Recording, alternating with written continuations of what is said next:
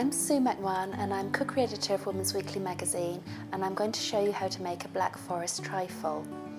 For this I need a 425 gram can of black cherries, 4 tablespoons of kirsch, 250 grams of chocolate sponges. These are actually marbled chocolate fingers, or you could use marble cake or any other type of chocolate or plain sponge. A 100 gram bar of dark chocolate, a 500 gram carton of ready-made vanilla custard, and I prefer to use the fresh custard and the one that has natural vanilla in it, where you can actually see the flecks of the seeds in the custard.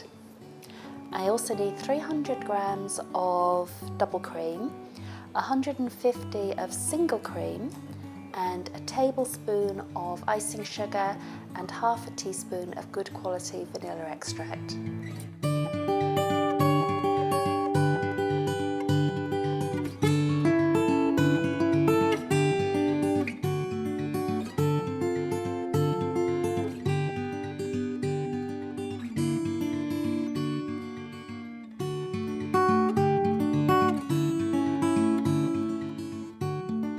So the first thing I'm going to do is I'm going to drain the cherries, but I want the juice, so I've put the sieve over a jug, and I'm going to break half of the cakes in half and put them in the bottom of the trifle dish.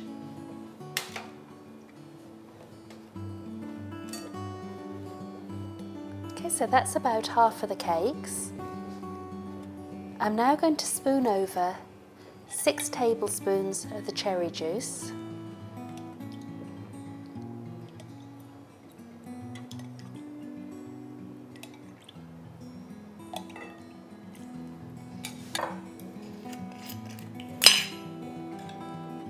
and 3 tablespoons of the kirsch.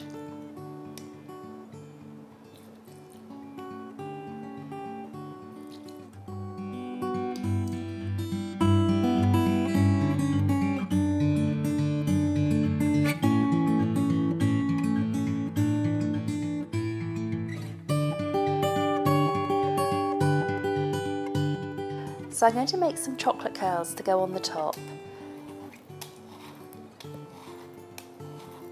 So you can either grate the chocolate or use a potato peeler. I need about 2 tablespoons worth.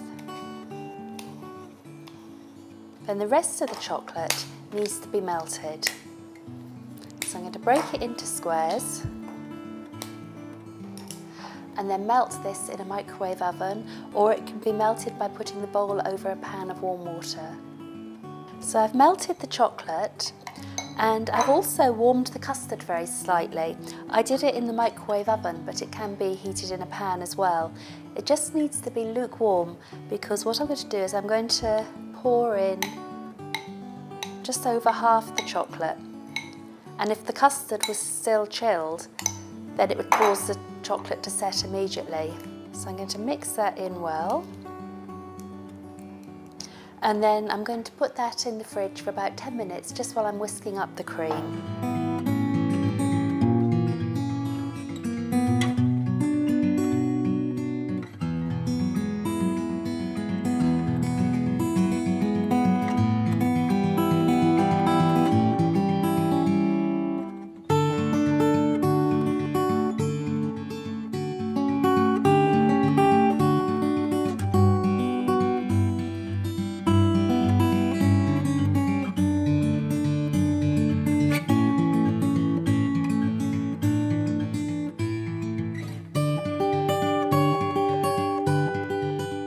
The rest of the chocolate, I'm going to spread it out on some baking parchment.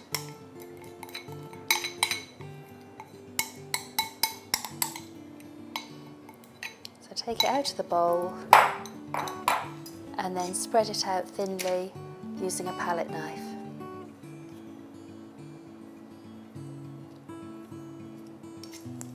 And then this needs to be left somewhere cool, just so it sets.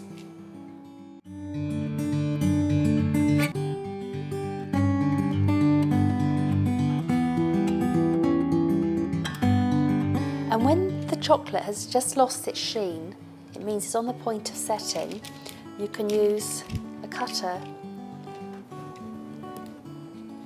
to cut through.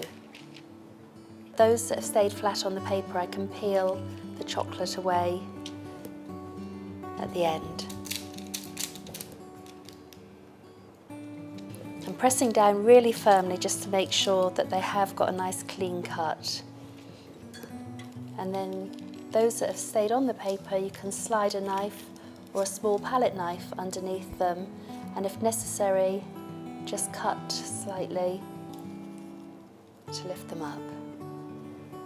Okay, so that should be enough stars then for the decoration.